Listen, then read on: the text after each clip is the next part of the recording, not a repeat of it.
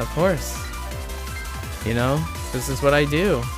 If you want a deep cut about OS, you gotta enrich these moments. Now you're not gonna forget that I was, you know, listening to Harlequin BPM 167 for stamina training while talking about the etymology of soccer and football. It is. You got me. You got me. It is a good way to pass time while recovering, yeah. I'm keeping...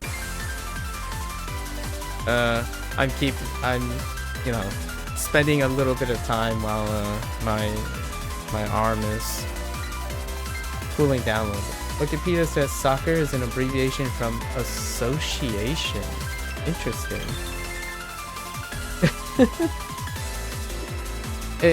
You'll get, since both of you, how often do I train stamina for me?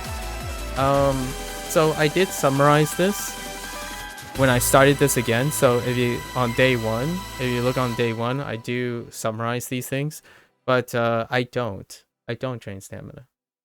So what I mean is the last 7 months I've been building a legacy on playing Like a Dragon games, the Ria Gotoku Studios, right?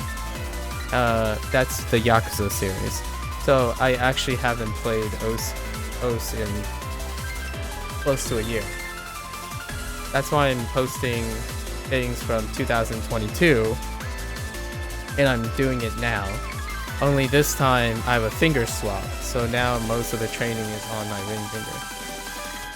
However, when it comes to stamina sessions, so if you're talking about specifically stamina, the component, like endurance, it's every single day. Regardless of the dexterity. So stamina, endurance training, I kind of touched upon this yesterday when someone else was talking about endurance training. Endurance training is something that deals with volume. So generally speaking, like for example, running, I run 5 kilometers, approximately 5 kilometers every single day. The intensity of the 5 kilometers vary in order to give me active rest and not active rest, like limit like max pace running and low pace steady state running, because endurance is a maintenance primarily dependent on volume. So when it comes to stamina, the answer is technically every day. So in OS, it's every day. So consecutively, these training is back-to-back every day. The intensity may vary.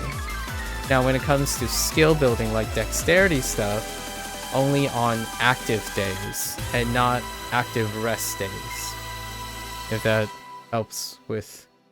I'm a bit into my fitness stuff, so I kind of apply it to most mechanical things, including this. Because my hands are kind of very important for a lot of things that I do, especially like music.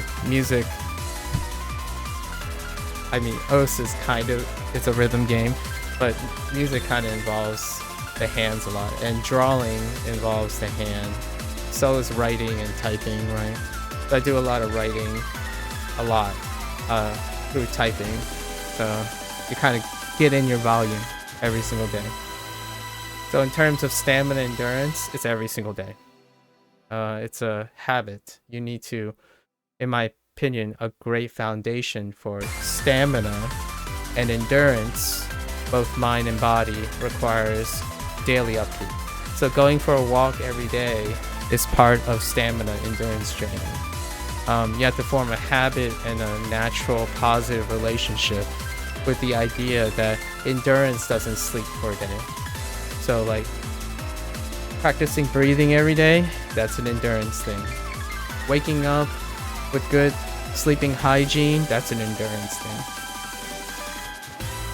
To be honest, if you haven't played OS in a while, I suggest playing some long, low start to build consistency in finger in between long practice. I can see that. You just play hard maps? That's an interesting approach too. So you keep improving? If it works. Long hard maps? Fair enough. Those are all very viable approaches. I would disagree. Alright? So we don't really have time for that because I'm gonna go through my routine. However, because I don't want to get cold. I like to believe that your advices, right, are based on things that work for you. I can tell you now, I have plenty of counter arguments of how to do that. Naturally speaking, I've been doing this for quite some time, and I'm not a novice to this as well. So my approach tends to be a reflection of what I use that are very proficient. Yeah. So for this, if you're interested, perhaps, I agree with you that it does work. Some of the approaches that you guys have are shared by other people. So for sure, absolutely. I can tell you that I can prove to you, that's why I record these things, right? Specifically for myself, that there are very specific components that I separate quite a lot when it comes to acquiring skill building. And the one that you cited about playing low star maps to build consistency and finger control, the most elementary basic mechanics of finger control has to be removed from aim. So if you're specifically talking about developing finger control, low star maps would introduce the dexterity required for aiming. You can, as opposed to this removes the element or minimizes aiming's interference with finger control. Now, if you are talking about building both finger control and aim consistency at the same time, then long low star maps would build endurance, which is consistency for low star aim practice. The intent of my training here is that I'm only interested in finger control. So their aim comes later. And I feel that my aim is very reliable because I mechanically use my right hand to do other tasks. So that's all. I totally agree with you though, if you are building both aim and finger consistency. And what Widow, or what Wid said is that he's doing both dexterity training and endurance at the same time. So when you're doing hard maps, right? When you're doing hard, long maps, his goal is to become more dexterous on top of endurance training. So his combination is even higher risk, but with higher reward long term, because he's taxing the limits on dexterity and endurance at the same time. So for me, I'm doing less than both of your approaches. I'm specifically only doing finger control. And that's it, because I kind of enjoy it. It's like running. What do you do when you're jogging for like over a year consecutively? You're doing foot control. You're doing form control. I'm not a sprinter, for example. I'm not going to go and do long sprints. So, no long sprints for me. If I was doing long sprints, Wid is doing long sprints. You're doing like steady state running. So like jogging and stuff. And I'm doing long distance running. So just slow days, fast days. The only thing I'm focusing on is my form the entire time. And then we'll do aim later. What do I think about taking long breaks? As in long breaks,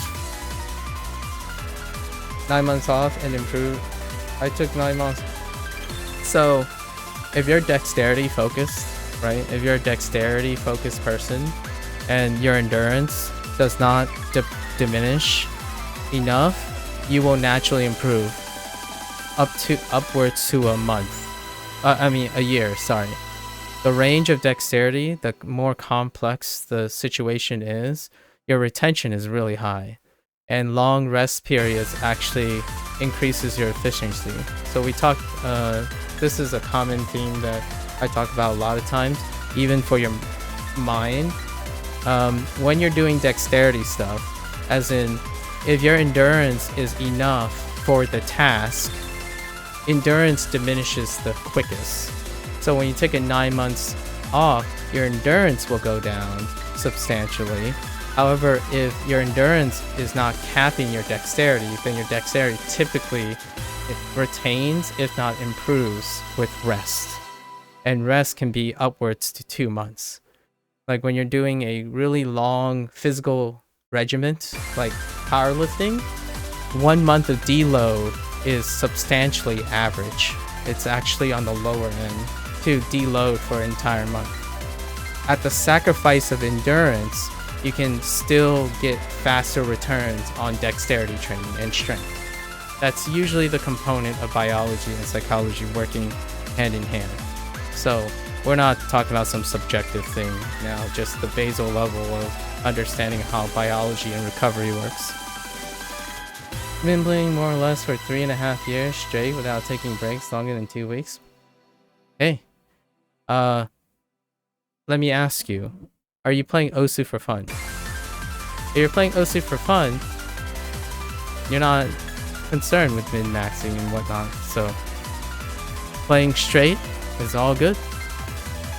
I take breaks because I play other video games. That's just it. I'm more intellectually inclined to take breaks from OS. So if you're concerned with like proficiency and skill building and what does that say about biology and psychology, usually breaks are inherently great for dexterity, less so for endurance. So one thing you can do is active rest days. Endurance generally requires, in my opinion, a routine that involves active rest. So what does active rest looks like? You play hardcore 1 month, take a week, and play low core, steady state. It's called active rest because all you're doing is you're keeping endurance up while not taxing your dexterity. Then you go back to dexterity training. That's kind of the idea. So you get deloading days called active rest days or active rest periods, and then you go back to skill building, the dexterity side. It's like the current skill goes down, but the skill cap increases. Yes. Yes. So you're gonna lose some retraining, but you retain most of your dexterity things. The more complex it is, the more likely you'll retain that mechanical nuance. And retraining, the gains you get from resting, like the skill cap, right, moves up. That potential is so much greater in return than not taking rest at all. Now, this is when I'm using the word rest, I'm talking about active resting, not just not doing anything at all. We're talking about people who active rest are people who spend their downtime doing activity to keep their endurance up. Because if you can't endure your training execution, it doesn't matter how much dexterity you have. You can't endure the training process. So the idea is endurance is all the time. You're always training endurance. What does that look like? It's a healthy lifestyle. If you're keeping up your body maintenance, your mental state, that's endurance. And endurance feeds back on all your skill training, the dexterity component, or the complexity, or the strength component. However, strength and dexterity only improves when resting. And what I mean by that is the threshold of your abilities require rest. That's not really it's kind of a mental thing, but generally a biological thing. So if you're doing something physical, the period in which your body exceeds its previous limit is when you rest. That's the only time you're growing stronger. And I kid you not. If you think you're growing stronger as you're working out or doing any strenuous things, that it doesn't work that way. It, like, at least for the converging evidence of biology, you have to rest, the body consolidates and literally changes and adapts to a new cap. So if you think you always get better, like the cap went up, it's because the relative cap is much higher now after you rest. So if you don't take periods of meaningful rest, your cap will remain capped. If some people say like, oh, but I work hard like 1 year straight and I keep getting better, it's because you didn't reach your cap. That doesn't mean the cap isn't changing every time you rest. So it's a mindset thing. However, active resting counts too. So if you have days where you take it easy in OS and just play low stars and whatnot, which it sounds like Andrew does, you know, appreciate consistency building and separate of in like dexterity training, then you are in fact active resting. Yeah, metal farming is a great way, actually. So when you take a break from physical things, it could be something intellectual as well. Like, hey, I'm just gonna play interesting maps, for example, right? I'm just gonna go play interesting maps. I'm gonna find other ways to enjoy OS while getting in my volume. So as long as you're tapping away or doing something other engaging, it's still improving your endurance for a skill build without necessarily challenging your body's limits. So it's a good way. Or mapping might be a little bit removed, but it still provides both emotional investment and physical investment. But in terms of mapping, it's also establishing even more physical investment. What I usually do is getting all desired scores. There you go. It's nice to require you to test the map. Yeah, there you go. So we have to think about the nuance of training. So technically, people are resting. The very strict meaning of resting when it comes to performance gain is if you're doing it actively or passively. When I describe as something passive, you're legitimately completely not doing that motion or anything at all during a period. And that's a period where I usually say some people do it because their mental state wants to do it, but you don't necessarily have to. So resting comes in varying forms. For me, I never rest from endurance. I'm always doing that. What's a great example of endurance training that most people don't do? Intellectual endurance. What does intellectual endurance sound like? Always learning. Always actively learning. So what happens when I'm tired of learning? I learn something lighter. I take in less demanding intellectual tasks. For example, meditation is a less intellectually intense task. You're still using a basal level amount of your cognitive resource. However, you're actively trying to minimize the strain. Kind of like this, where if you're long streaming and you stop halfway, because you know you're straining, that's the same deal. So there are days that I will push myself to like 80 to 90% for strain, and then there are days I won't. But I'm playing consecutively. So the end result isn't predicted. It's usually the process. So this is why I like to record myself for my own information and maybe inspire others to think about it. Just saying. So no really hard, long maps or anything that deals with aim for the time being. However, I have a fairly reliable aim situation because I do other things that involve scrolling on a tablet with my hand most of the time. Yeah, and you're a passive rester? Fair enough. I mean, power lifting and stuff can... If you're pushing really hard, I think that's an appropriate place to be a passive rester. Because if you're someone who's really hard pushing, you gotta reduce your tendency for injury, right? And you gotta veg, basically. Just become a vegetable and rest as much as you can, as long as you don't get bored of it. So when you get boredom in passive resting, the resting can be less productive. That's another deep cut into something else, but just some things to talk about. I rested way long, so this is gonna be a little rough. We're gonna do this one more time though, because I'm a little cold now. Oh. Good discussion though, very good discussion. I love it.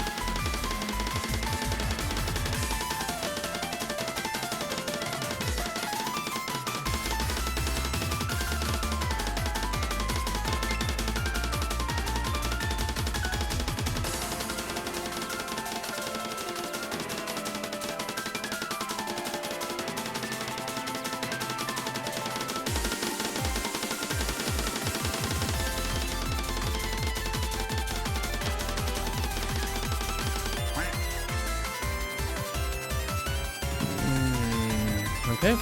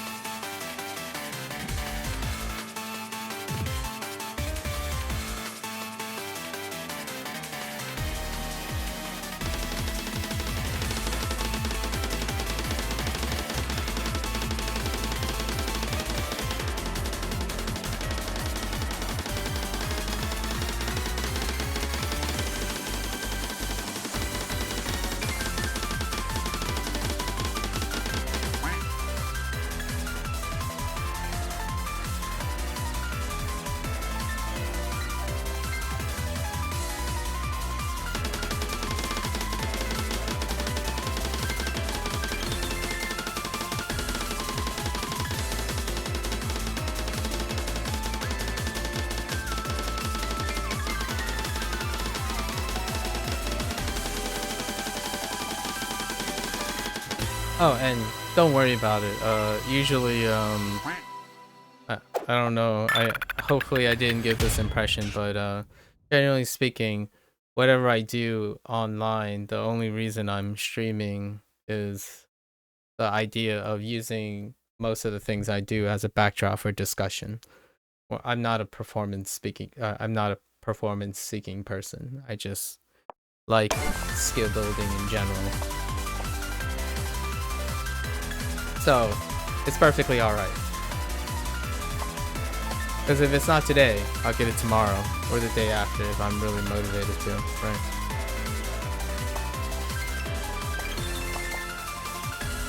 We gotta do this one more time. Kinda...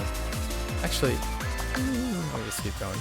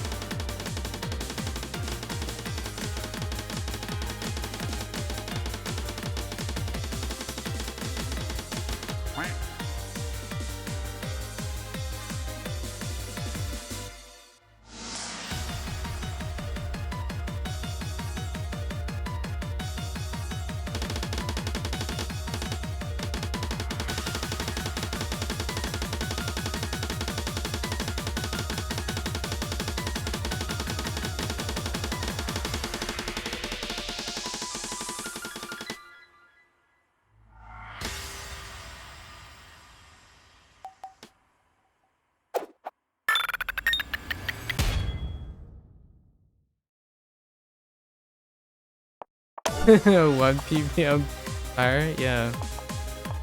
Very convenient, huh? Yeah, if you're spoilers, right? Where was I in December 2022? Right? A year ago.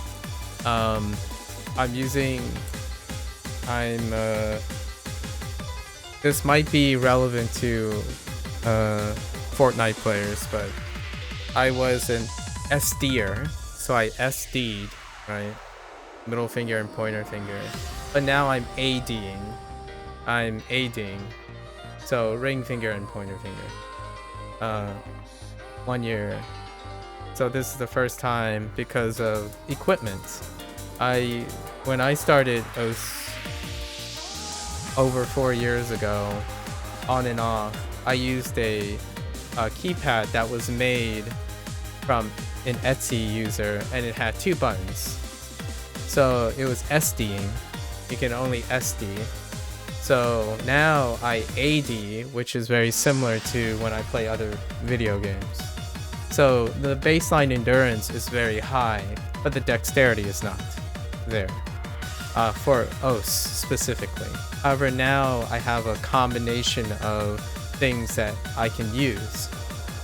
It's easier to get up to the endurance that I have, but the dexterity is not there. So right now, anything beyond a specific AR mixed with BPM and the new hardware, the actuation time changed by 50 milliseconds, as well as my reading time. So, I'm not necessarily I wouldn't call it finger locking, but more my interaction with the gamepad.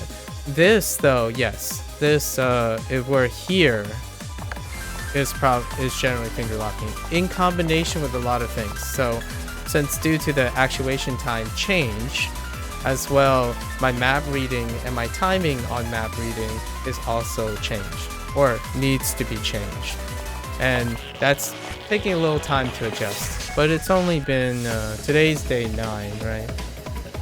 So we're fundamentally changing a couple of things. But where I was before was probably like, there's a spoiler because I'm loading up these videos from a year ago as well. But we're gonna say where we have to get to normal is about here. This is where we were before. So it's about 190 for 4 minutes and 49 seconds for triples. And then for here, it's probably up here for the whole thing, right? And then we were just working on this. So it's be a while. For you, well, you don't have to be honest. I feel like TBH, there's another linguistic thing about that, but I know you're being honest. I'm not sure about that. So anyways, index middle finger didn't change because you played the piano. So add some of the dexterity. Yeah, that's it. Yeah, and you can see, here's a little slight deep cut, right? Right now, changing from SDing to ADing is not as bad initially, but SDing had always been a problem for me in the back then, because when I play games, you know, like WASD, I'm mainly a power PC user. So when you SD, no one like backs up, backpedals and strafes to the right, or backpedals and strafe to the left most of the time, right? you go ADing. So generally speaking, it has been a very, very long struggle of interference when I'm doing long streams. So for me, yeah, you tried both? Yeah. So for me, I kind of tried both initially. But because of the hardware that I picked up, I made it work. So now I'm finger swapped, and it's to a more comfortable adjustment because now I have overlap between the way WASD works. And yeah, so SDing is really uncomfortable. There is a silver lining. Way back, games used to only use 2 buttons as confirm and exit, and they use the arrow keys to move with your right hand.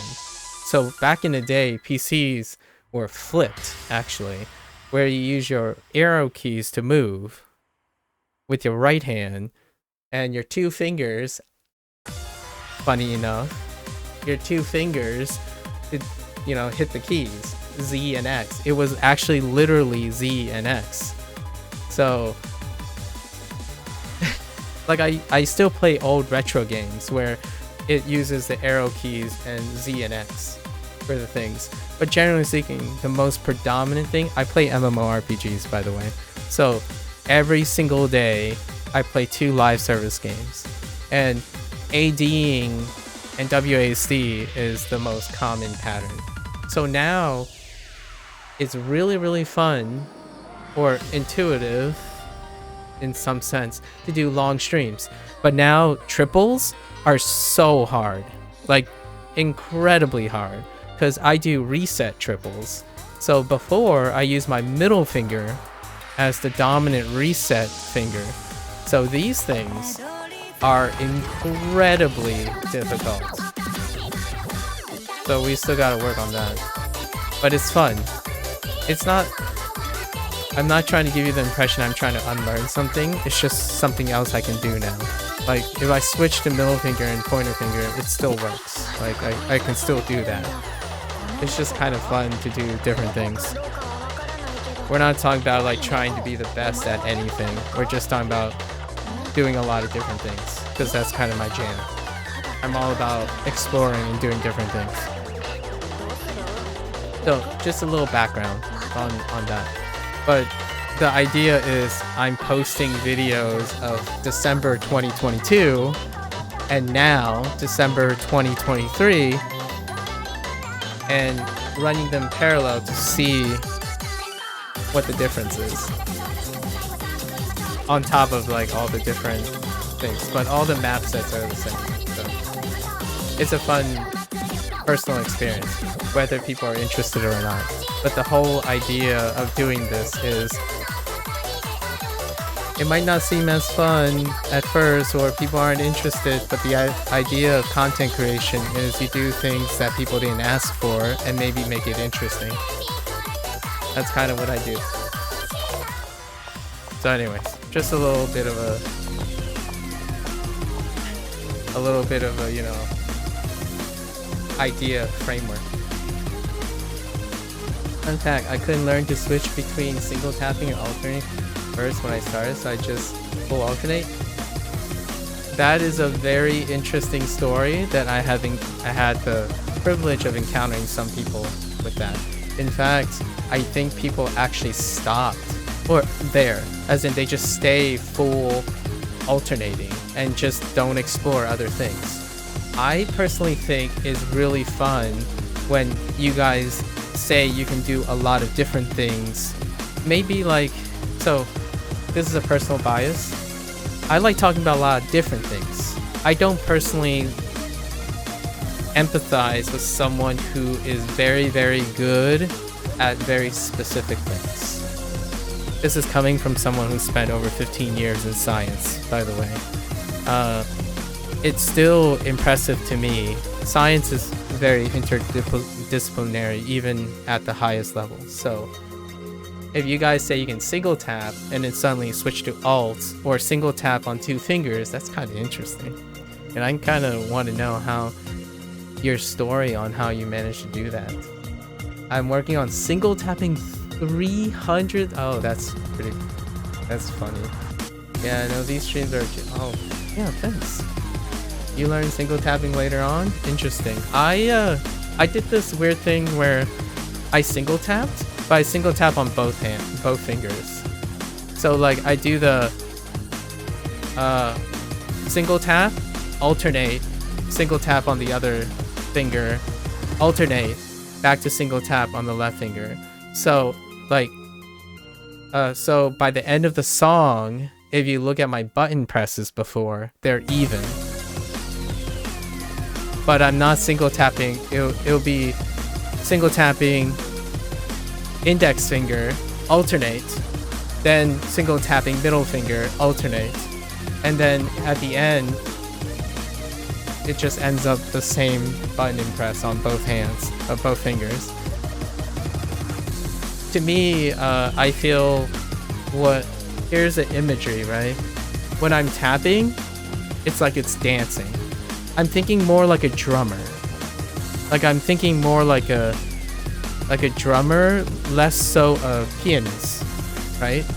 Not a person who plays the piano where specific hands may necessarily be juxtaposed to each other, but more like you have a big surface and sometimes you're going on your right, sometimes you're accenting on the left, right? It's not always mechanically on the same one. Here's a drawback though. To me, it's intellectually stimulating, but it is way less consistent. Like, just thinking about the dynamics of it, someone who is more mechanically forward of consistency, repeating the same pattern naturally introduces less dynamics.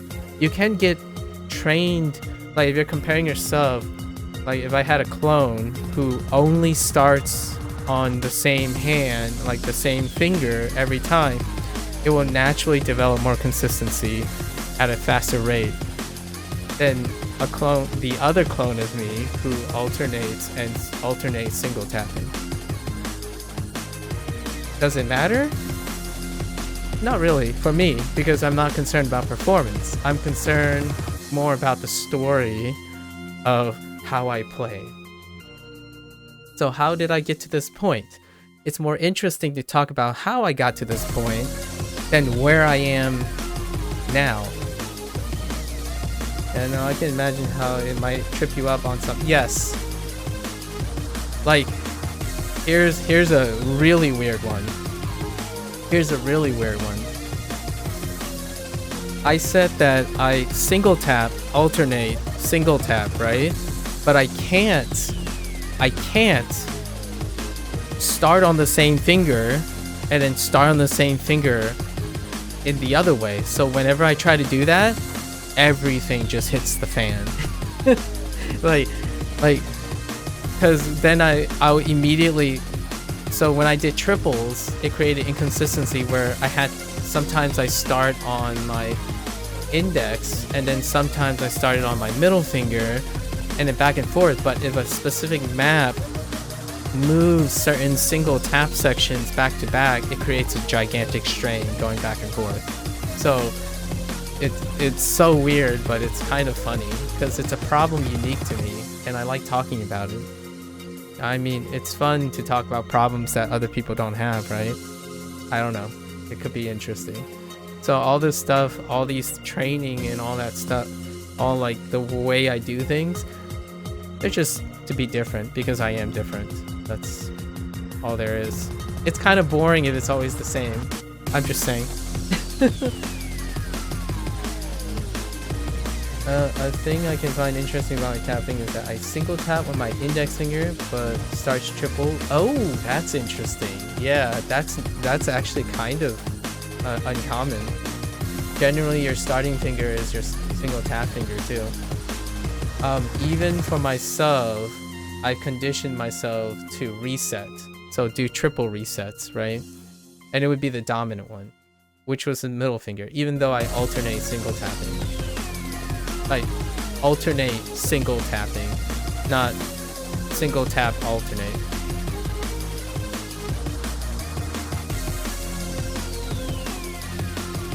Oh, interesting. You're saying a lot of people actually start their triples not with their single tap finger? That's interesting. I kind of got the impression of the opposite, where most people start their single taps on their triples on the same finger they single tap dominantly.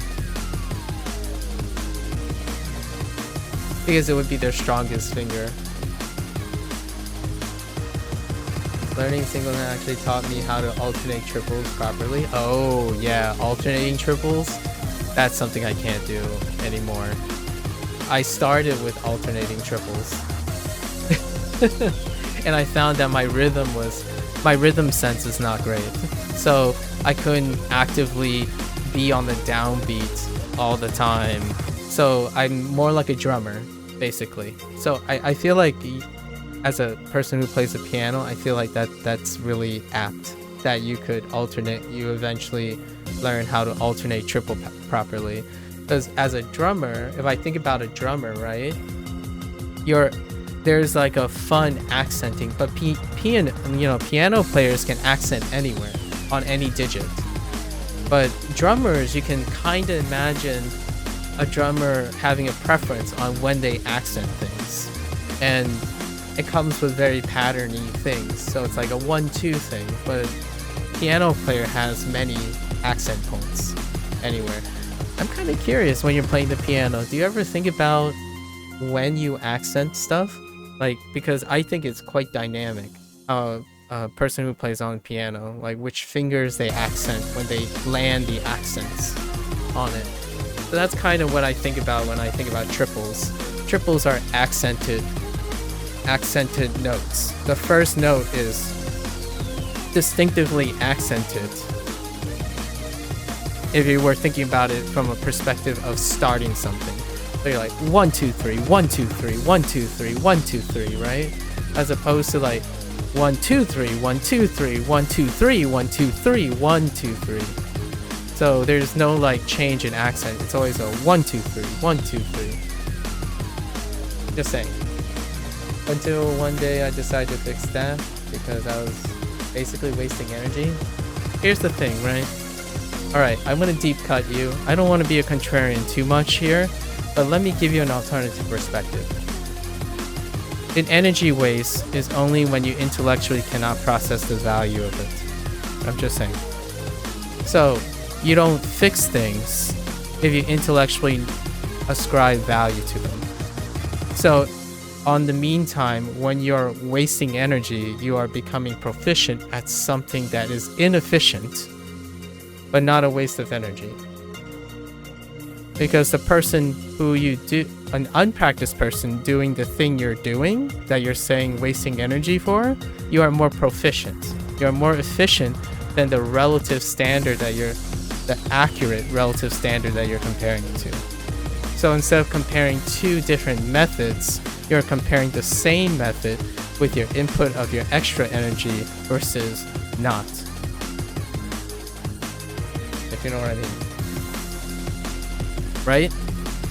So if I am playing, so for example, let's get into the mindset of the internet.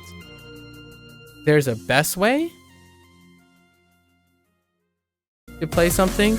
Well, technically, there's only a best way if you compare apples and oranges. There's a best way. There are more efficient and less efficient ways to play, but those comparisons have to be within their own method. So say the way you're playing, if you're comparing it to someone else who put in less energy in practicing it, they would be less efficient than your way, right? So it's a balancing act. If you get close to apples and apples comparisons, the closer you can get, the better the comparison is, for sure. For metrics, like when you're thinking about objective metrics, like energy, efficiency, like dynamics and stuff. Certainly. Just have to keep in frame of mind that most energy is not wasted if you're not comparing it to a standard that's nearly identical, with the exception of that one thing. So a lot of times when we're talking about trying to measure something, the metric itself is biased towards specific things, right? You have to ask yourself, what does your metric actually measure? Well, you think it's a waste of energy because, yeah, I'm cold now. It's fine. Don't worry about it. Don't worry about it. No. This is great. This is great.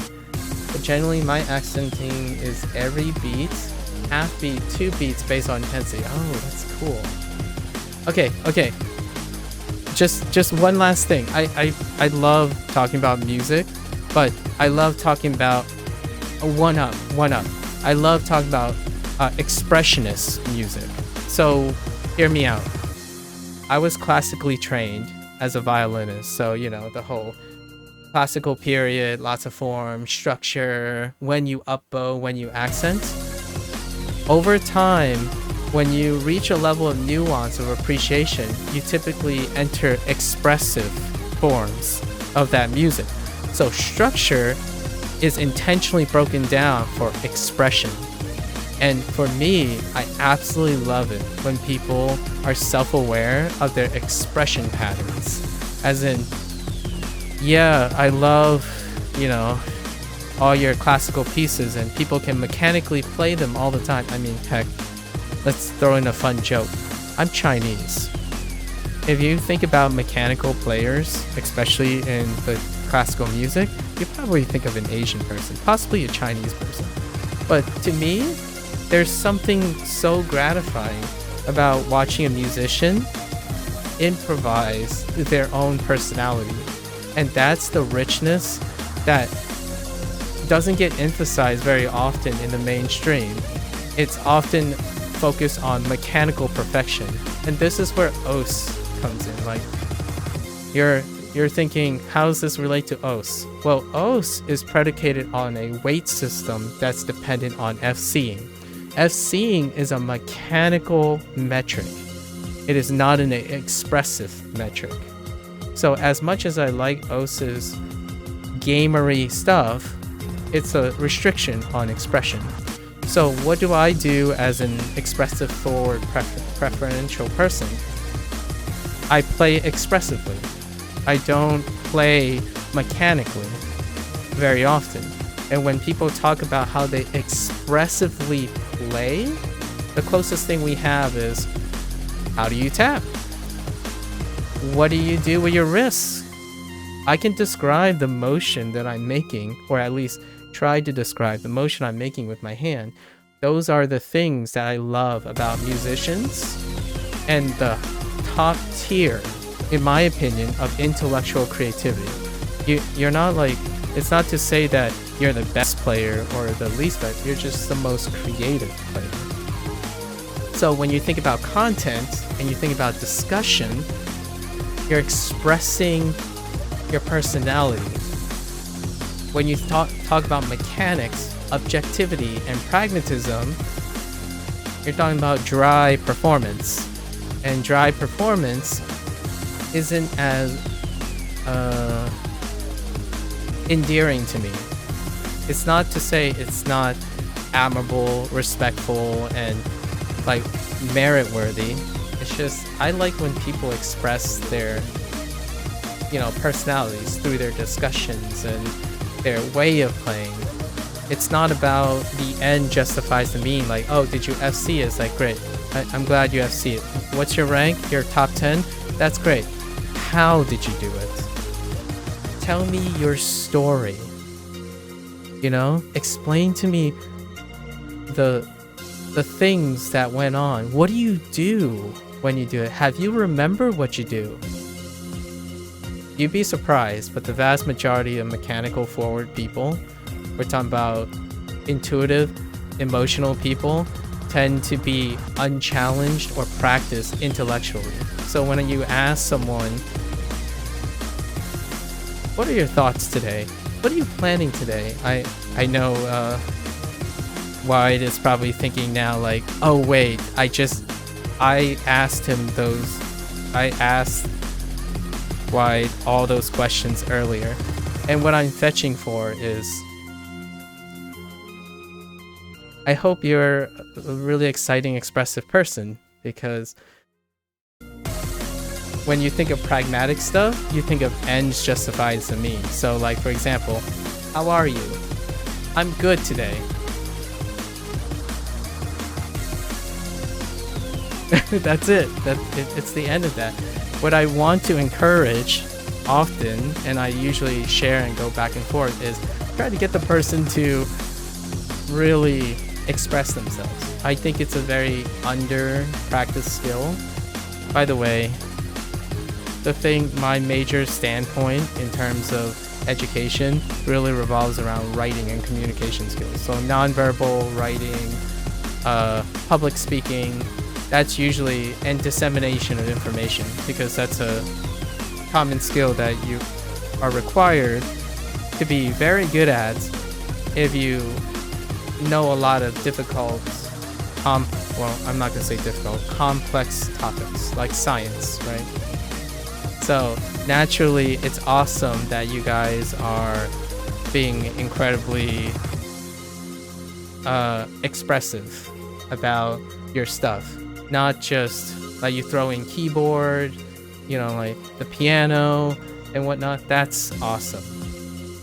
If you're ever in public speaking and communication, do that. All I've got to say, you're good at doing. Thanks. I appreciate it. I work at it every day. It's an endurance battle, but you know, you gotta. I want other people to be that way, because our, you know, future, right? Our future is this, like sharing, and eventually if you go on to get a job like in your field or something, you're gonna encounter interpersonal skills, and one of the life skills is communication. You can express yourself in many ways without necessarily, while it's still appropriate. I know there is this tendency to be concise and trying to be conservative. There is a lot of conservation nowadays. When you're being conservative, you're also not practicing the skill. So it's awesome. At least I am more than willing to go cold, quote unquote, like just get wrecked by this now in exchange for discussion. What do you gain? You know, just a last hot take. What do you gain from discussion? It bypasses and demonstrates a lot of things. If you're able to discuss and also understand different perspectives immediately, you have already proven you know your subject, you have done the subject, you have some level of great mastery of the subject, because you've bypassed those 3 steps. Because you can discuss and also add and communicate about the subject. The very last stage of mastery of a skill and understanding of something is teaching. So if you guys, you know, ever want to be a public speaker or something, or maybe even start content creation yourself, the very last step is effectively being able to disseminate and teach what you're doing, right? Explain what you're doing without any response. So that's kind of the last step. Most people don't even need to go into teaching. They can just be very good with up to that point. But at some point you would need to be able to discuss it, because you would have collaborators and bosses, and those you have to work together, right, at a professional level. That's just my 2 cents. I can tell you that all this stuff you can probably find on YouTube with some quite influential people. So if all of this stuff is interesting, there are plenty on YouTube that it makes everything about your ability to interact with people very, very welcoming. You can talk about oaths in the context of religion if you wanted to. Just saying, there's communication is very, very flexible. All right, now I'm gonna try this. Anyways, that was a slight digression, but it is relevant to OS. It's also why I play OS, by the way. If you're wondering, why am I doing this? You know, why am I doing this specifically? Why am I not playing maps and stuff? Which, by the way, what I usually do for OS is I play feature artists, and then I talk about the music from those feature artists. So most of the time I play video games and stuff, I'm really talking about the developers and the publishers and how they're communicating their message to me.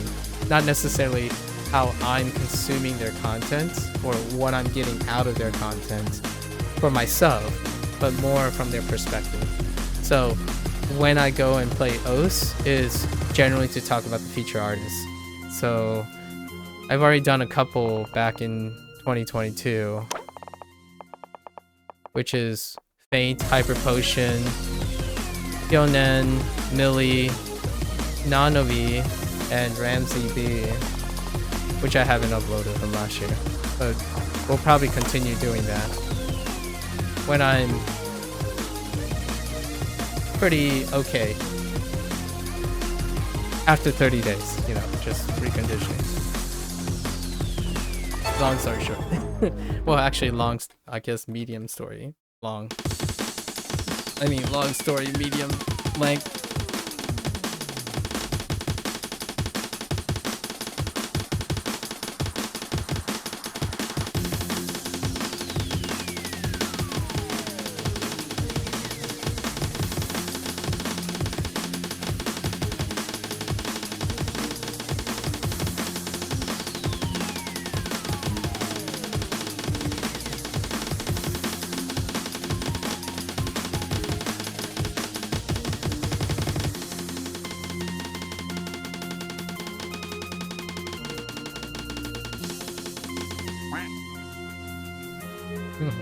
Seconds.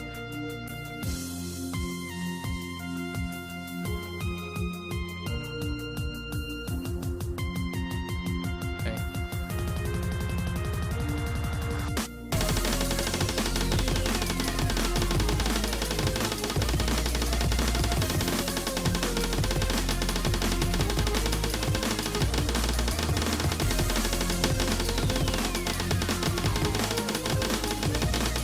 Okay.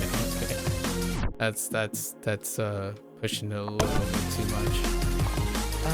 We could try to get back up to speed just to get a little bit in here. Let's try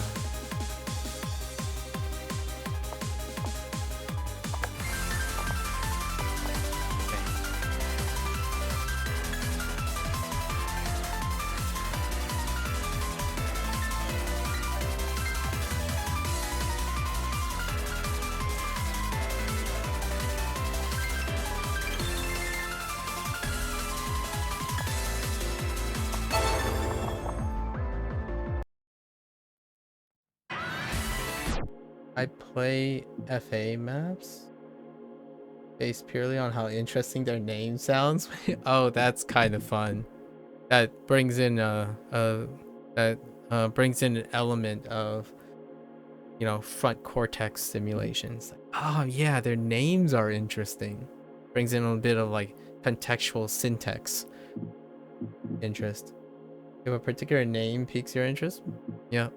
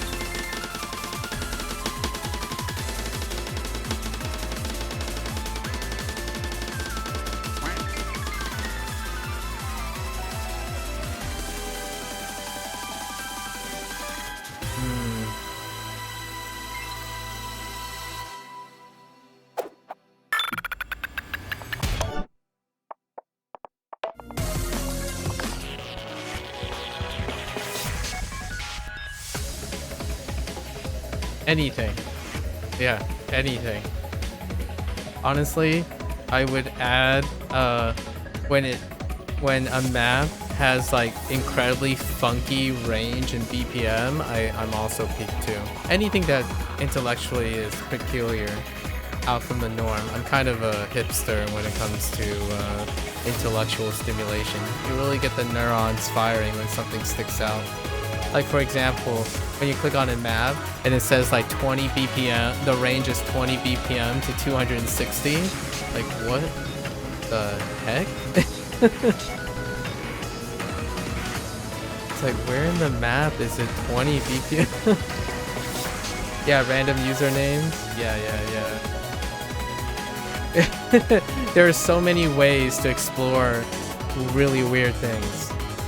It seems like you're really invested in the nuances. It shows that, in my opinion, that you have a great appreciation for all the parts of OS, like both the intellectual and the mechanical, and it's very expressive. So you're really into it, which is great.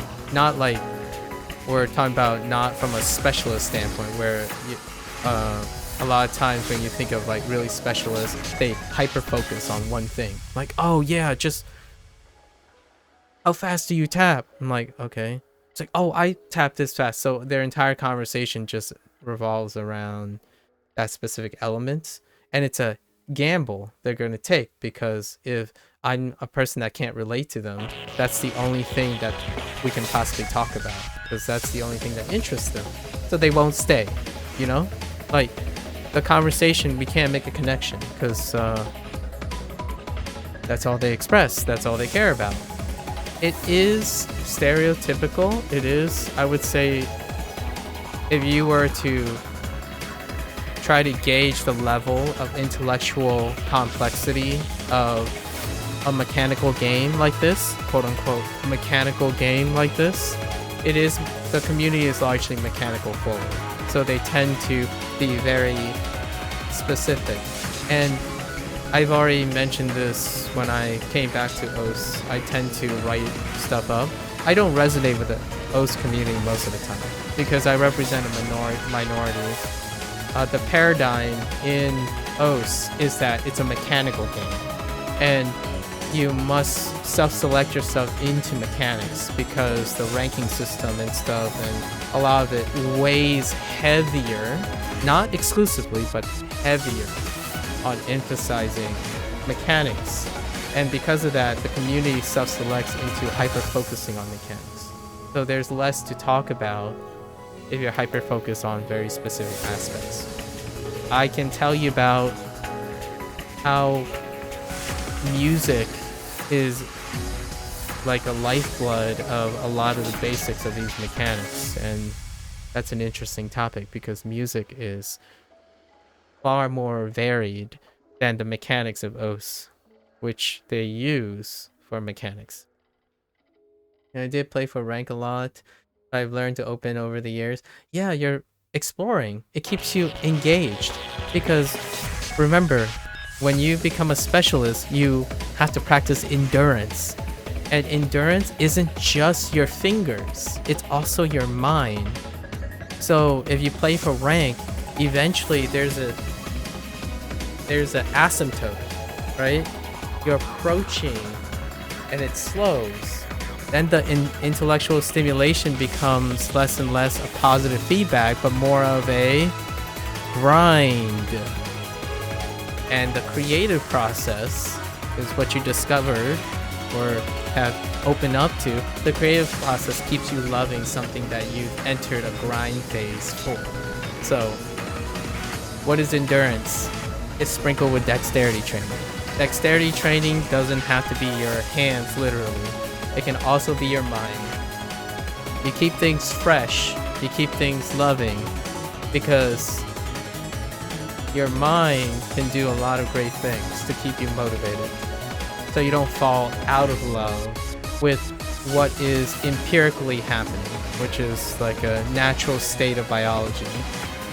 You're reaching, when you approach your cap, it takes exponentially more time and more endurance as well to see those improvements, right? But what always gives back all the time is a fresh outlook. So, and then you can go back to grinding. Endurance is fun. I like it.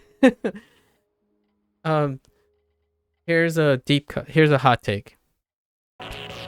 If your endurance is 10 out of 10 in mind, body, and spirit, you are statistically more likely to be happy in life. Just a hot take. It would take like hours upon hours of like constructive setup to talk about that, but life is an endurance match. The least practiced skill, or the least practiced and least optional skill component or attribute of living is endurance.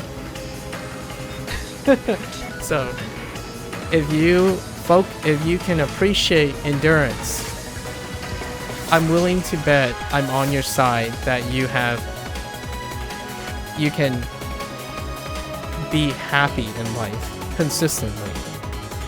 Because if there's anything that teaches you the value of endurance, is living. There's no options. It's not optional to not endure life. What happens when you stop enduring life? You don't live anymore. So hold on to that. It's the hardest.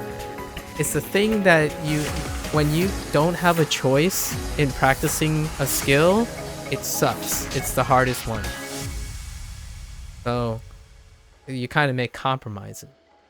You know, endurance is always a compromise. Like, is it fun?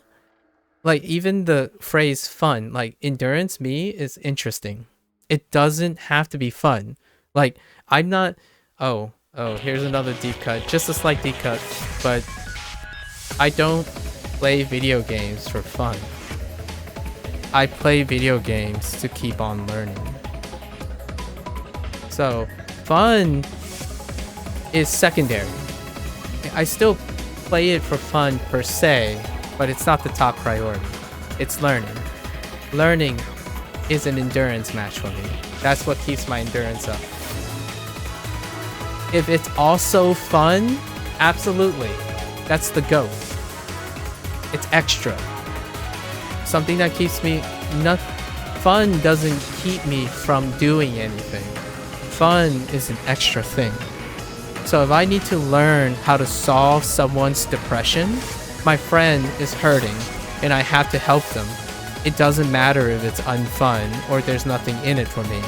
I'm learning something. It doesn't keep me from doing it. Usually start something and it sucks, but after I keep doing it, you got it. You nailed it. You absolutely nailed it. And even if it isn't fun, it becomes more significant. It becomes emotionally invested. You have caressed endurance. That is what in my opinion, that is one of the gold standards of being someone who truly understands the endurance the power of endurance. When you endure something, it becomes significant. Regardless, it becomes meaningful. So if you haven't practiced endurance and you you spent a year doing something and then you look back and you say it was a waste of time, you have not mastered the skill of endurance. Because you have not reached the ability to actively endure something and find significance in doing something long enough to appreciate it. So it's a very underestimated, underappreciated skill because we live in the hustle bustle of the internet culture where everything comes at an instant. Everything comes because you want it. Sometimes my success, quote unquote, I would say 80 to 90% of my success comes from something that I didn't know I want first. But the internet culture has given you a mechanical way of only giving you what you want. So how do you expose yourself to things you don't know you want yet? That's intellectually exploring. But when you're young, it can be hard because you don't have enough experience to do that in the first place. So when you ask yourself, if you're bored, which boredom is one of the most dangerous things to a human's well-being. I had a digression about that when I was playing a live service game. When you hit boredom, you know that you have not mastered the way to endure something.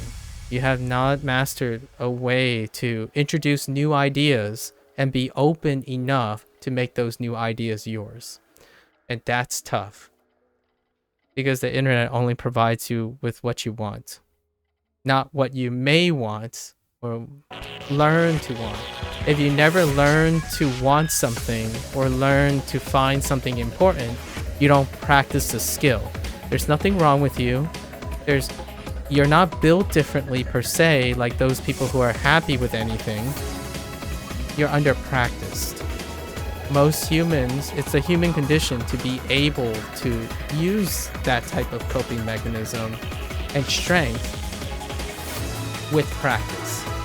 So if the internet spent the entire time doom scrolling you for exactly what you want, you never practice the skill, intellectual skill, to ever appreciate something that maybe it's ugly at first or maybe it's repulsive at first.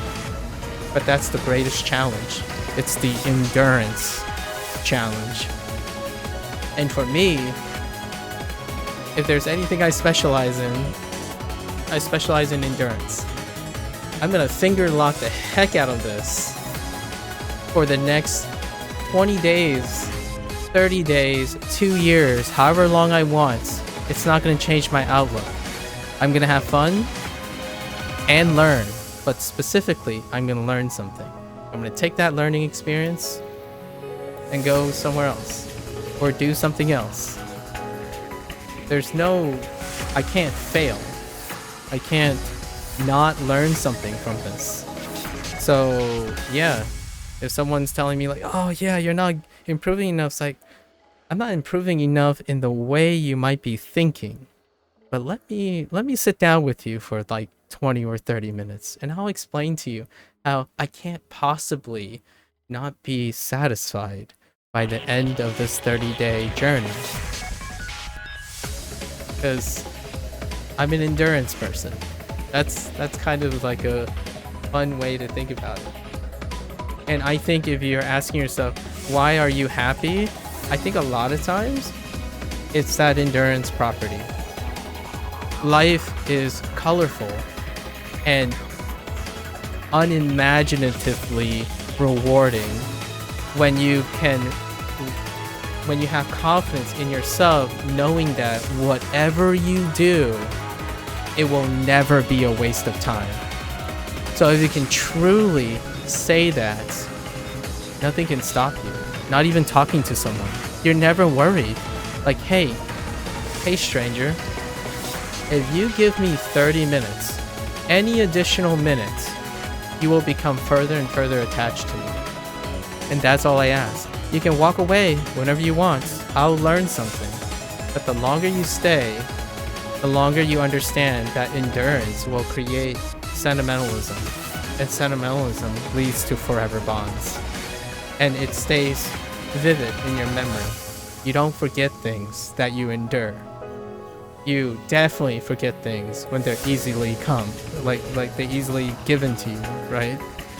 So when you're scrolling, doom scrolling through TikTok and stuff, it's reinforced by superficial connections.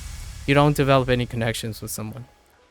So here's my little plug. All the things I've said makes you instantly more charismatic when you initiate conversation like that. I know, I don't have TikTok, but I usually refer to the statistical norm, right? talking that applies to a vast majority of people. I do scroll through YouTube shorts though. So here's the thing. So there you go. This is the realest discussion you've ever had on the internet. I'm gonna be real with you. That was a pun. I'm not very good with jokes, but I'm gonna be real with you. This is every day. Like, it doesn't stop. So I play video games and I stay online and record myself doing things, but it's just a backdrop to talking about how you can make this stuff make you happy in life, enable you in life. That's the idea. That is the idea. So I'm not here to be a very, very good OS player. I'm here to show you that I don't care what, well, I sort of care if it matters to you. I only care that you're happy about what you're doing. And you can be happy for yourself doing practically anything. Practically and figuratively anything. So tomorrow, like next year, I've been teasing this for a while. Next year, I'm learning Mandarin and Japanese formally. And I'm going to use it with the most criticized language tool on the internet. And what I'm going to do is I'm going to use what that and analyze what other people say is true about that app lacking certain things, and I'm going to complement it with the way I think. So what does OSU not teach you? Well, OSU definitely doesn't teach you about endurance that much, right? Like what I mean is the ranking system doesn't necessarily pre-select for endurance, right? So what am I doing? I'm doing the one thing that the rating system doesn't weight very much as a critique of it, per se. When I play a video game, that's what I do. I look for things that are missing, or not missing, or what the developer has intended. It's constantly learning, not necessarily for that no-hit run that you've seen for the 1000th time by the 10,000th soul runner online. I still watch those for sure. Like, they're very entertaining. All due respect. I just don't do that. And here we are. What if you just go to my OS profile and look at my most played maps? You will be it's pretty comical. I think it's one of the talking topics. Whenever someone goes to my OS profile and look at the most played maps, it's these maps. That's it.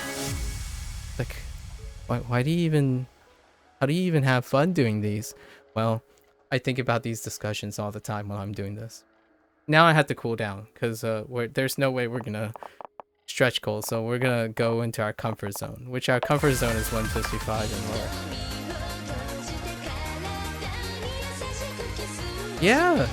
Yeah.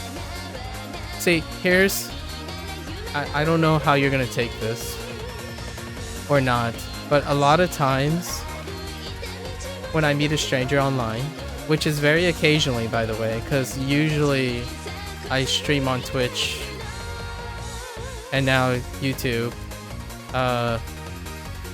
all for the sake of my own personal like legacy building, right? But when I meet a stranger, my first concern is I'm curious what the circumstances are for the stranger to encounter someone who's basically recording for posterity, right? So the idea is there's a lot of pre-selection, there are a lot of things that I must confirm, and I start them by analyzing the way they talk and express, and then follow up with questions. And often what I'm trying to determine is this person willing to tell me or express to me that they're happy or intellectually like stimulated and whatnot. And for you, Yeah, there's no question in my mind that you are happier than a vast majority of OS players. Shut up, Coffers. Sorry, Coffers is on Twitch right now. He's one of the peps.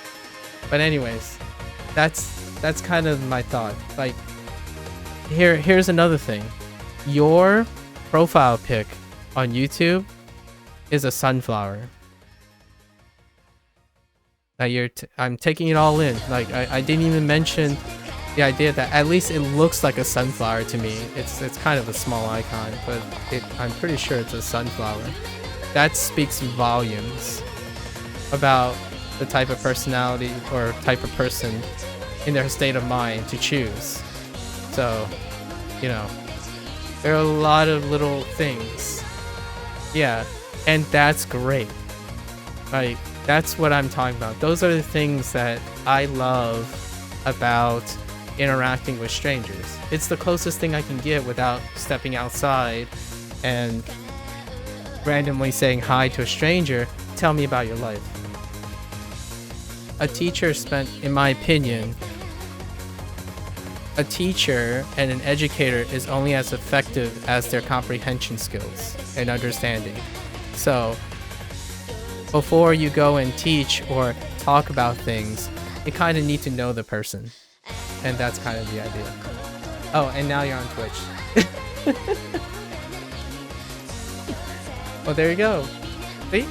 That's kind of how it works. And when I play video games, like other games and stuff, that's pretty much it.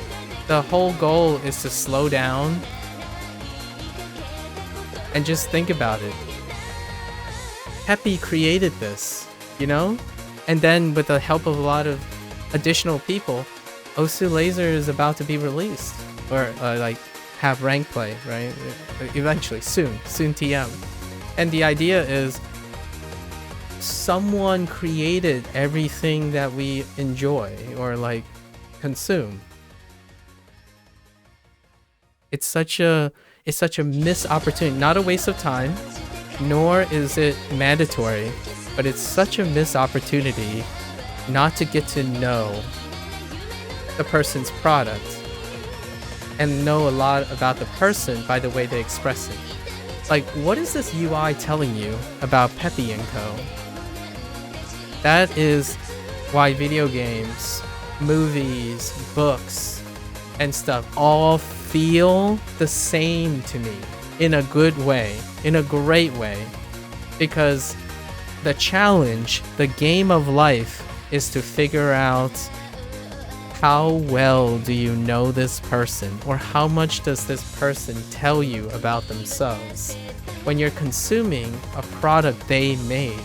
It can be bad or good, you know, you have your subjectivities like morally gray, morally, etc. But the game, to me, is how perceptive are you at doing that? And it's always a fun thing when I'm talking to a stranger. You know? I'm just like sunflowers because they just give me this sense of peace of mind that I seek in life, by the way, if you're curious. That checks out. That checks out really well, actually. That is... honestly, that's incredibly endearing. I don't particularly have a flower in mind, but I'm gonna have to keep that in mind.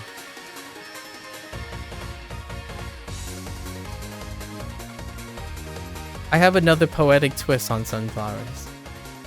I think sunflowers is akin to the cycle of the sun and also the cycle of life and death. Because a sunflower blooms in a specific season and then sheds and then comes back. In general, a lot of flowers, but sunflowers are iconic for the idea that there's a cycle in life. So if I were symbolically thinking about sunflower, I think about the imagery of a flower coming into being, then going back into a dormant state, and then coming back up again. And it's symbolic of a specific time of the year for those who experience seasons, I suppose. we would have to refrain from like where there are sunflowers. And the whole idea of flowers is beautiful because it's kind of like phoenixes, right? The mythological, the idea of life, return, and then life again. It's very cyclic. Nature in general is very beautiful in that.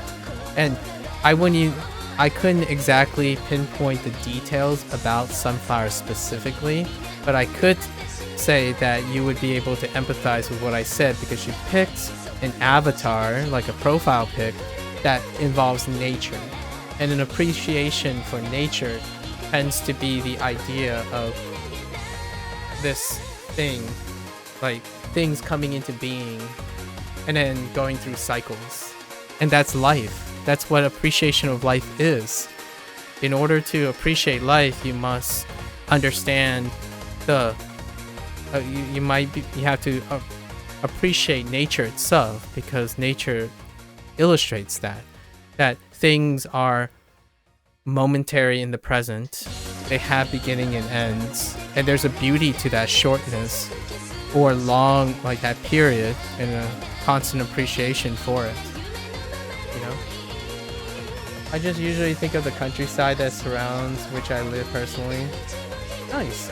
I live in a countryside too, in a development, but where I live in the suburbs, which is at the interface between farmland and the metropolitan. Oh, you took the picture yourself. It did look like a photography image. That is a neat thing, that it is even a picture that you took yourself. Like, for example, my profile, I drew that myself. I'm telling you, it's not a coincidence that there are a lot of common threads that can be agreeable. So I started drawing when I picked up the tablet for OS. So all my drawing, I actually, okay, this is a cliche thing that a lot of people talk about as a feature. It's like, oh yeah, I'll buy a tablet for OS. I could even use it for drawing. It's like, I actually did the opposite. I actually drew before I played OS. And my reasoning was, oh, I need to draw something. But it is very appropriate for OS as well. So I know the cliche of like, oh yeah, well, I could always do artwork later, you know? But secretly, they're usually playing OS like 90% of the time. So every October, I do a drawing thing just to keep myself. So every year before this, so I have a pattern, right? Inktober, I draw for 30 days. And in November, I take a break. And in December, I do OS training. And then every other place is a little bit fluid. So it's a pattern. I do these in patterns. So I endurance a lot. I do things in an enduring way. So I like doing 30-day challenges or 3-month challenges. At the end of Inktober, in November, right? At the end of Inktober, in November, that's when I started my running challenge. So last November, I told myself that I would run up to 3 miles every single day. And today is day 399. So I'm really serious about being an endurance person.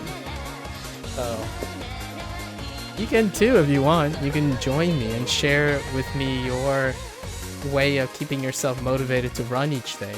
I told myself I needed to get an hour and a half of outside time per week just to keep up my cardiovascular and sun exposure kind of thing.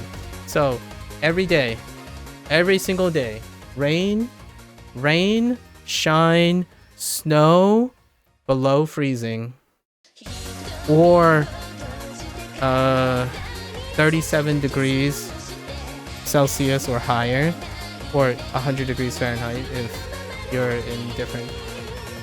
Every day.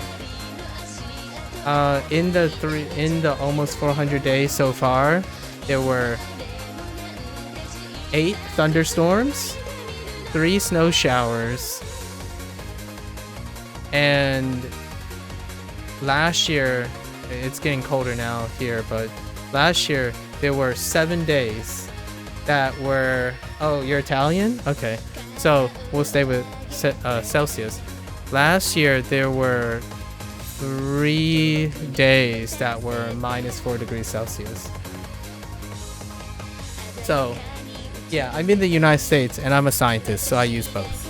So it's habitually common for scientists to bounce back and forth, since there's an appropriateness for using both. Like, for example, my route is closer to 3 miles in 6 laps than it is to 5 kilometers.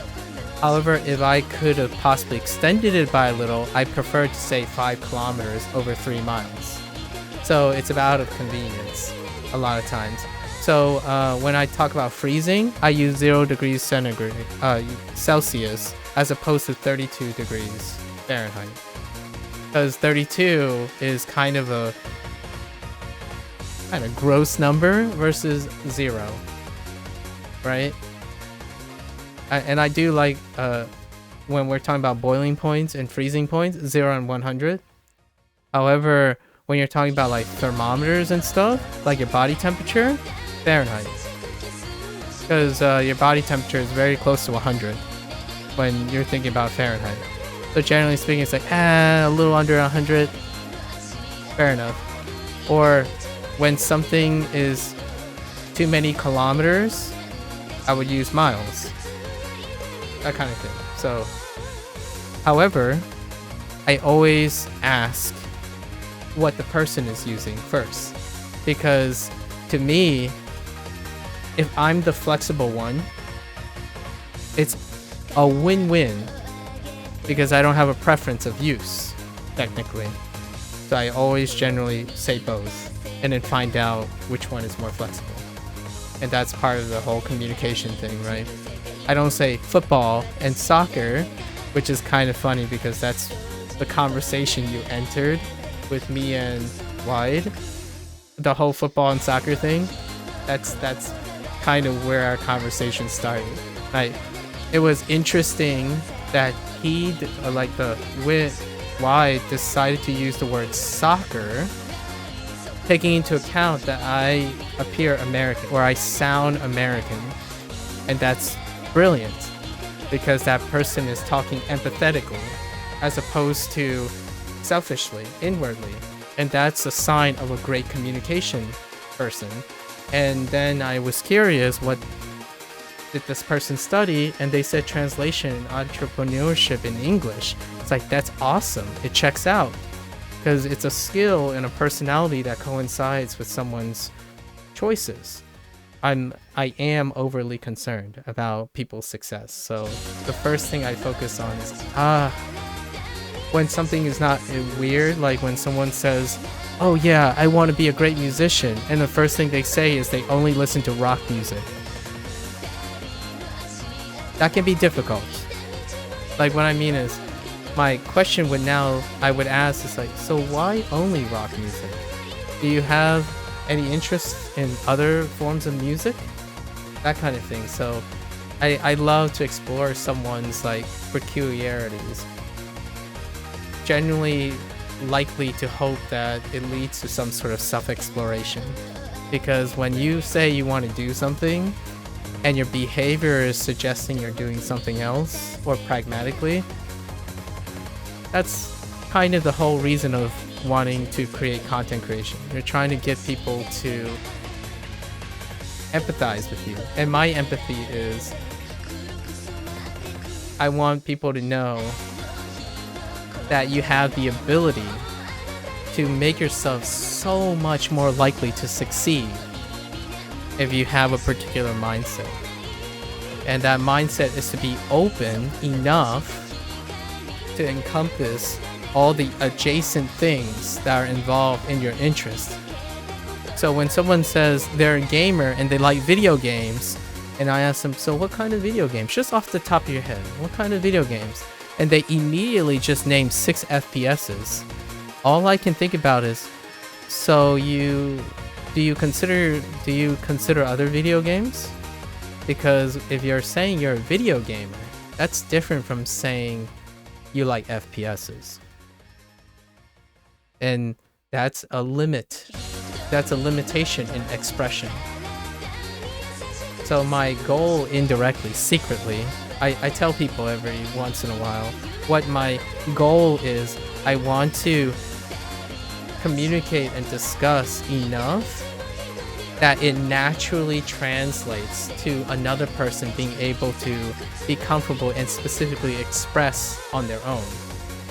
My content is designed to create empathy and naturally create intuition on communicating more specifically. Remove the bounds of feeling apprehensive or misleading people or unintentionally just having miscommunication.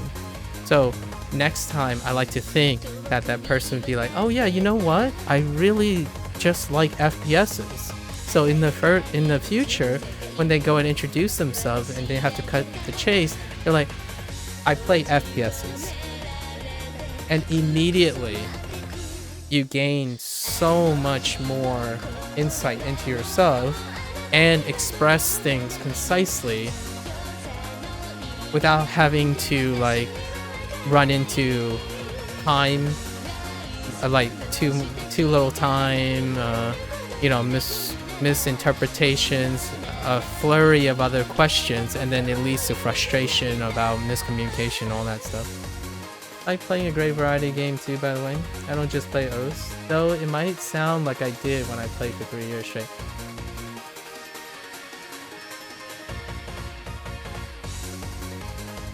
I play one live service game every single day, and I played it for over 10 years. I still play it today. I actually played 3 live service games, but the oldest one is 10 years. I'm still here playing OS. So for all intents and purposes, an endurance person can do a lot of things for a very long time. And I'm not surprised that you have an inclination to play other things. I do too, right? I mean, if you look at what I'm recording, I would be very surprised if someone tells me that I have a specific game type that I focus on. Or have something to say about. So I'm there with you. I can definitely resonate with that idea. A healthy mind is a balance of both, right? Like you're moderating, right? So you have the ability to be open to a variety of games, but that's not the thing that only defines you. You are also dedicated to something as well. You've been playing Mario Kart for 12 years? There you go. And we're not talking about technicality. It's not technicality. If you know, I'm a person that resonates with you. You played it for 12 years. That's it. On and off, that is the mind of a very, very healthy person. Right? When you do something that consumes your life unconditionally, that's when you need to start worrying about yourself. Or I would be worried for you. So whenever someone comes in and tells me like, man, I suck at OS and therefore I'm miserable, I'm worried about that person. It tells you they don't have other coping mechanisms. They have no other alternatives. They weigh disproportionately all their value of their self-identity into one thing. That is scary. And the first thing I would want to do is help encourage that person to try. I would try my best to encourage that person or expose that person to something else that may interest them. Because in the long run, you are going to lose the endurance match. It's human condition. It's a constant fight if you have no ability to moderate.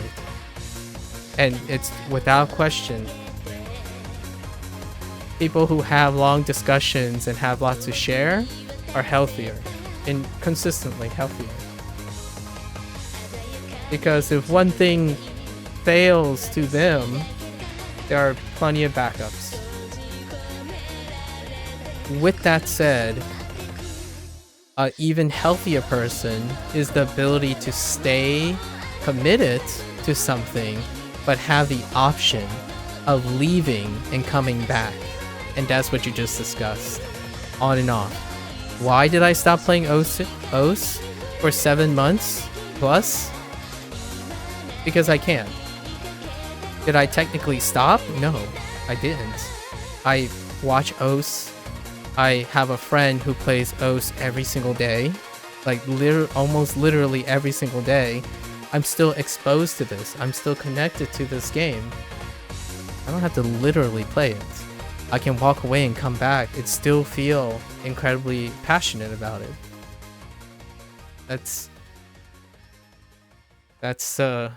I feel we're on the same page there. So the deep cut here is you sound like someone who finds richness in life without hands down. That's kind of sweet. Because generally when you're on the internet, especially on Twitch, you typically encounter people who are looking for specific things and only interested in specific things. And low-key, that is also why I stream on Twitch.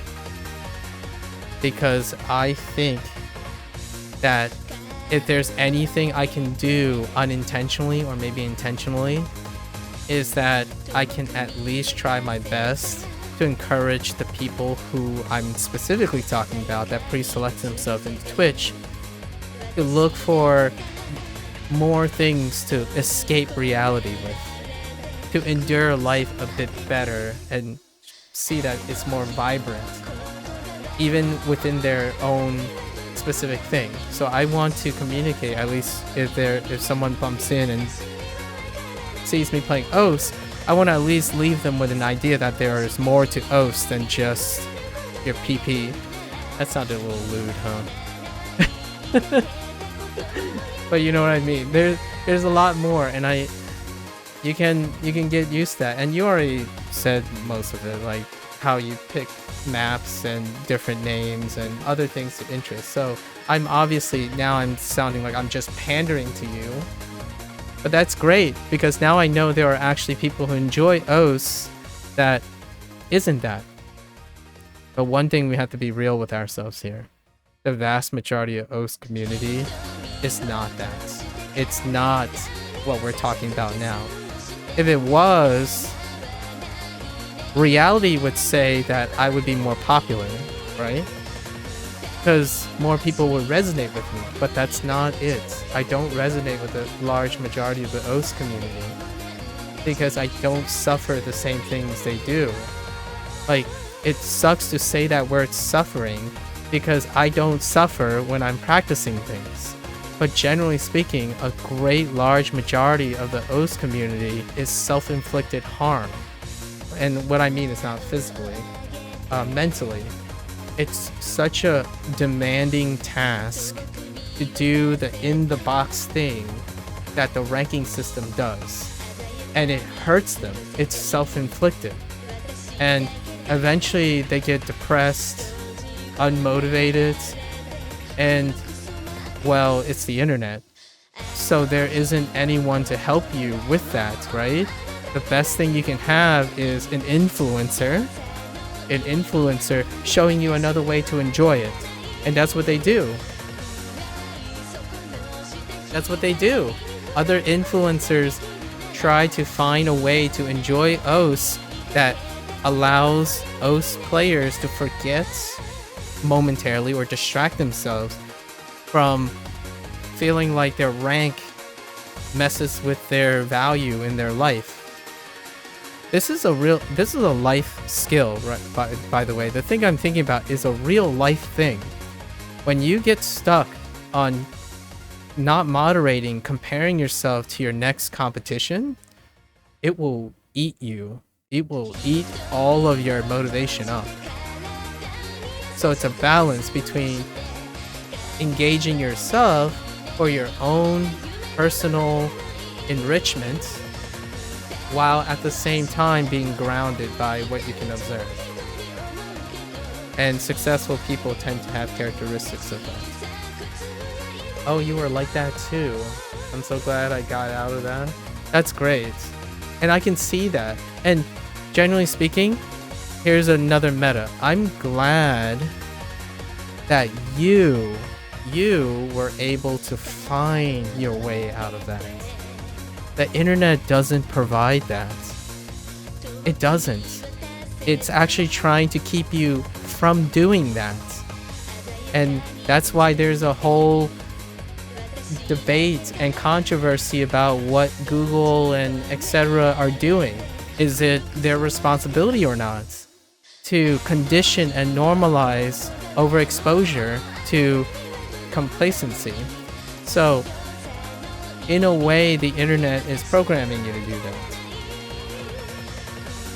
And I'm glad that you recognize that, going even more yeah, so that's the idea. And I don't think it's intentional. I purely think when you follow pragmatism, when you're being objective, right? The thing about being objective is it's unfilling. It's not subjective. It's anti-human. So when you're being efficient, which the internet is about, business is about efficiency, you know? It's not personal, it's business.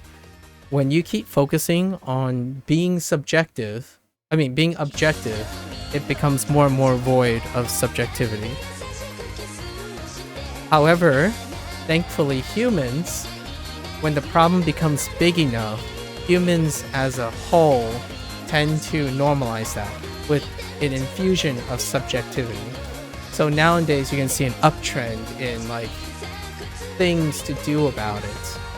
What happens when someone starts believing that like what the algorithm is unintentionally but for a very pragmatic reason psychologically proning someone to evaluating their entire life value based on what they see and want to see?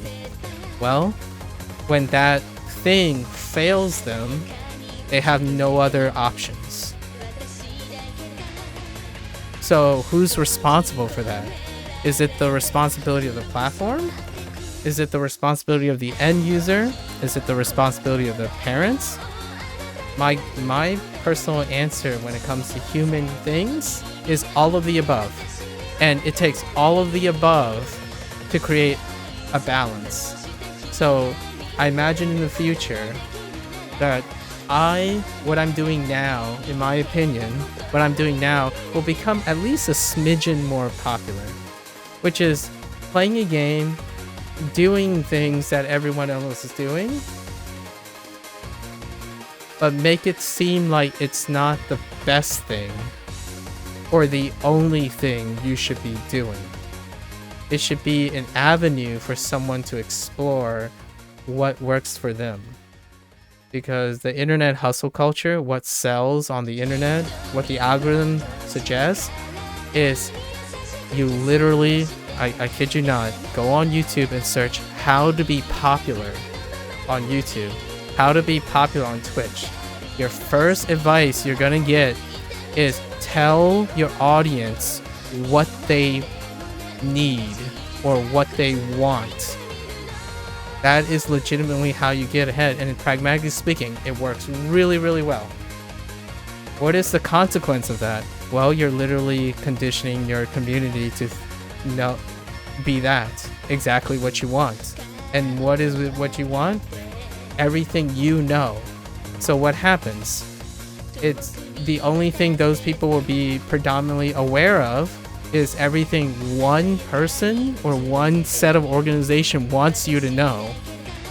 Not intentional, not malicious, just to keep in mind that your community is made of a mosaic of individuals. And if your advice fails to lead them to a prosperous life, sure, you get fans, you also get enemies. And the last thing I want is the internet tearing each other apart. And different people, different strangers constantly tearing each other apart. And that's kind of why optimism and overselling is a tool that is very effective on YouTube algorithms and content creation. However, it has a lingering, long, endurance-dependent pre-selection. And that pre-selection is the conditioning of how to cope and problem solve. It removes all of it. It removes the necessity for communication. It removes the necessity to develop problem-solving abilities. And it also removes open-mindedness. Those three things are what makes me a scientist. That's why I pursued science. Those are the three things: communication, problem solving, and open-mindedness. So what do I do when I'm making content? Well, the three skills that I've been practicing most of my life. Are they popular? Absolutely not. You don't go on the internet to solve problems or to have to think about how to solve a problem. You don't go on the internet to have to talk. You expect your content to resonate with you unspoken. Like, who do you go and watch as an influencer? An influencer that completely agrees with you, so that you don't ever have to worry about what they're thinking. You don't have to worry about disagreeing with an influencer. You only agree with them. You're looking for an influencer that removes the need to communicate to solve any problems or conflict of interest. And you stay narrow-minded because it's all the ideas you want. So what will I do when someone resonates with me? I challenge them. That's it. How do you get out of a state of being narrow-minded, not having to solve problems, not having to communicate? You always challenge yourself. What is the scientific method? How does the scientific method work? You ask yourself a question, then you try to prove the opposite. It's called null hypothesis testing. The holy grail of the scientific method, and the most important part, arguably, is the first step. You challenge your own notion of what is true. It's not creating the hypothesis. Unfortunately, that's where kids mostly start, because they want answers. But it really just starts with the question you're asking. So, like, I think, for example, a good relation back to OS is, do the OS ranking system measure endurance? Well, my hypothesis is that it doesn't. So the first thing I have to do to challenge myself is to find out if it does. So what I did a lot of times was I just practiced endurance and see how that translated to my aptitude for playing PP weighted maps. It didn't. What did that do? It didn't prove the null hypothesis. It proved and thus my hypothesis is more accurate. That the ranking system doesn't prioritize or weight in any significant way endurance. You know? Sorry if I haven't. No, it's perfectly alright. It's perfectly alright. I love this. I mean, I'll give you a little context. You enter the classroom, and I have to teach you Biology 101, which is a summary of all the biology you learned in high school. So you enter my class. How the heck am I going to have to engage you for 15 minutes in the wee hours of the morning where your brain is arguably not turned on yet? I'm doing it now. So if you're saying, if you're worried about not writing too much or being responsive, it's very, I'm perfectly alright, because the idea is that's what I do most of the time, right? Like in a seminar, it's not an interaction, it's more of a Q&A. So It's very common. And it's also not a very popular form of Twitch format or YouTube format. Because engagement, right? The whole idea of engagement is not necessarily prone for deep discussion. It's usually for pleasantries or visceral response. You're quite spot on. Too with example, I'm in fact a high school student. Oh, interesting. Very interesting. You are.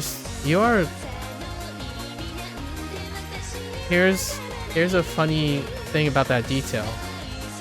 Your outlook on life, or your outlook on skill development and whatnot, tells me that your intellectual maturity is higher than a high schooler right now. I would say, generally speaking, in your development process, these kind of lessons that you're learning right now comes a lot later.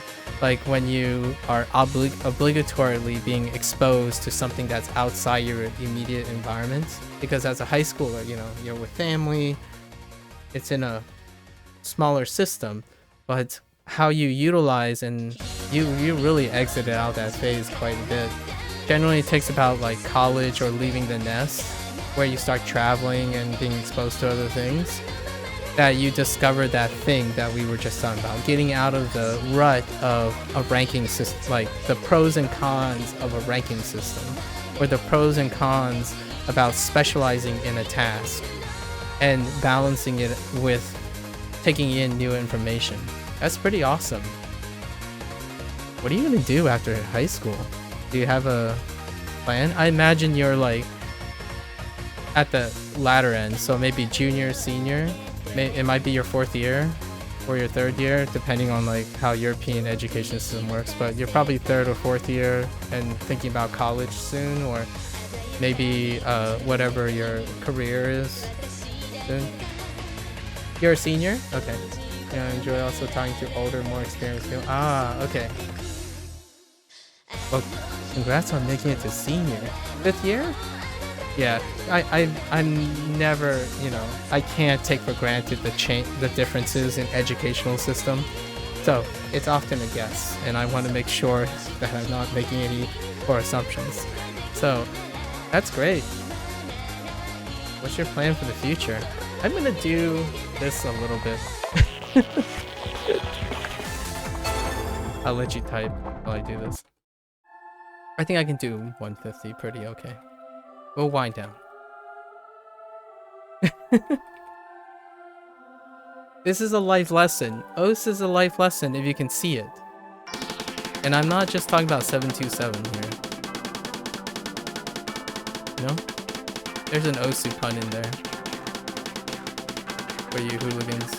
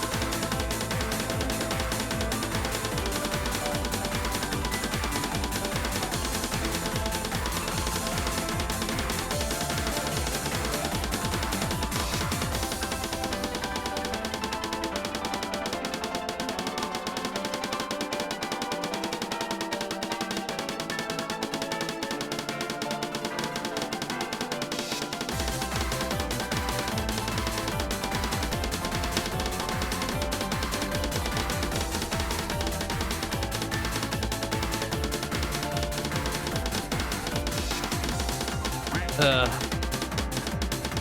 cold.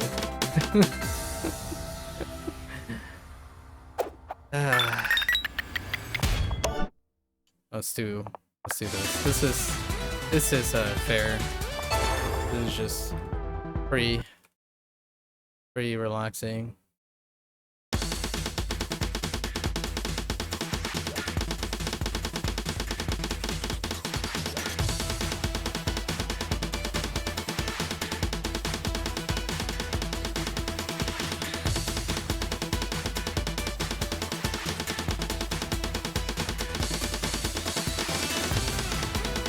I saw a lot.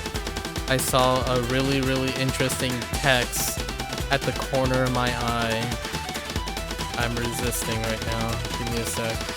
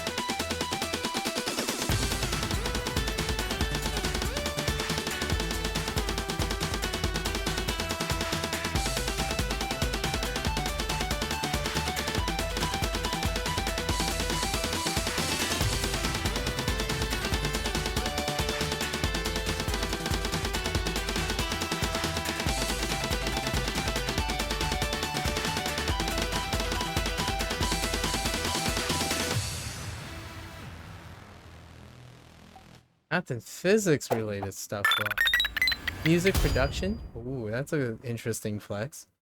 So I thought of doing something in the field of engineering and acoustics. Oh, that's a really clever thing. That's a great integration, actually. There's low key a really thriving. We do have to keep in consideration that there will be what you're thinking about is something that will happen in if it will remain true in 3 or 4 years. But here's the thing that I'm thinking of right now. There is an uptrend in integrating, like, there's a demand for individuals who are invested in engineering, especially in the sound production, because of the incredible uptrend in content creation in general. So in a way, you can kind of interface between many things, and becoming an engineer in acoustics is that's great integration of math and physics while looking at music production. That's super clever. It's very mature as well, actually. So college is where I live, don't really offer such a, so I'll probably have a bit further from home if I, yeah. Okay, that's definitely understandable. Yeah. Yeah. Leaving the nest is definitely something, a decision that you'll definitely have to weigh the pros and cons for. That's a super clever way of integrating your interests, though. Give me 5 years to come up with that, though. That's fair. Life is an endurance match, Andrew. It's an endurance match. However long it takes you to get there. The idea is getting there with a developed peace of mind. So it's not a race, right? It's a marathon. I mean, it's not a sprint. It's a marathon. So 5 years, I say those 5 years are incredibly worth it. Because in my opinion, psychologically, just as a light note,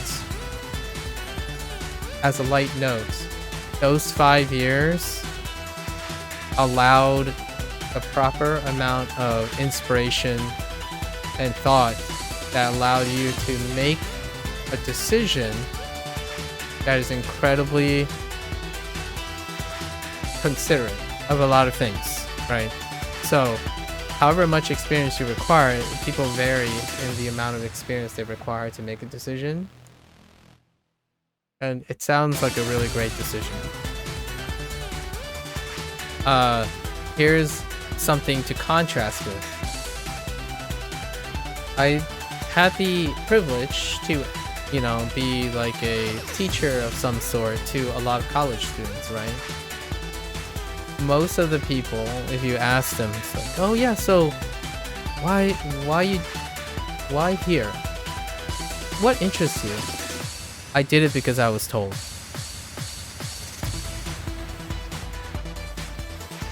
That is like a very stock, and I'm paraphrasing, because a lot of times it is disguised as their own motivation. So for example, a lot of times it'd be like, oh, you know, my parents are doctors too. And they kind of expect that I need a job that's good paying. And it's like, so far you just spent, to me, you just talk to, you know, like I'm older, right? I'm more experienced, and I'm also Asian American. It's very common for Asian Americans. The idea is I still haven't heard anything that reflects a conscious evidence of self-awareness and projection of their own interest. So the first concern as an educator is I have to either make sure by coincidence they're excellent at what they do, right? They'll excel at what they do, but despite if it's not what they want.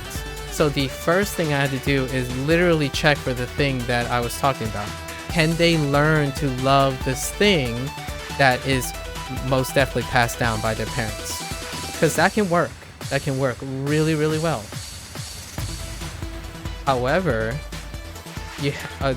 a mentor and a teacher has to be able to see when a student is struggling, but they also excel at something else. And the thing that they think they're going to do is creating interference. So you have to divert them, right? I don't think it's a disservice, in my opinion. It's incredibly disrespectful to another human being if you think, oh yeah, they're failing, they don't know what to do, it's not my problem because I don't teach that. The idea is, if this person's failing, what can they succeed at? Because they don't have the experience that you do. So naturally, the idea is, it's very great to hear one of the key things is when someone, the gold standard would be someone who expressed it and be able to explain why they chose it. And it's a projection of themselves. Because for me, no matter what they do, they're gonna be successful. Like, what I mean is, they'll ultimately find happiness. Not success in the traditional way that most people talk about. When I say successful, I'm not just talking about money and accolades and stuff. I'm talking about their happiness.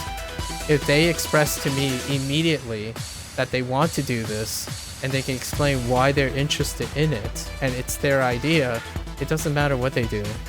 If they suck now, they're going to be great later.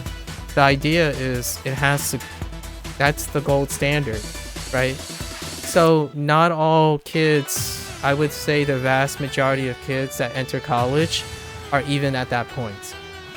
They either say, well, everyone has a college degree, right? In my generation in the United States, I'm a millennial generation, and that gilded image that everyone in my generation has a college degree, like everyone goes to college and then college guarantees jobs, that is the consequence of that.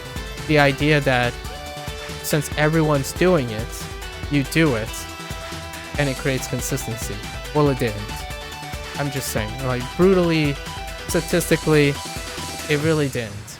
And that's kind of the dangers that I don't necessarily want for anyone that I would be talking with. Like, the idea is, I need evidence that you consciously have enough self-awareness to do this. Those kids, I don't even bother, like, they'll come for help when they want because they're self-aware, right? So you don't even have to technically pay attention to them because they'll know when they're struggling and having, having problems because they're dedicated to that thing. The kids who are doing really well, but they're just doing it because they're told to be doing it, right? The normalized kids, the internet generation is a great example. Being told what is best, what is being...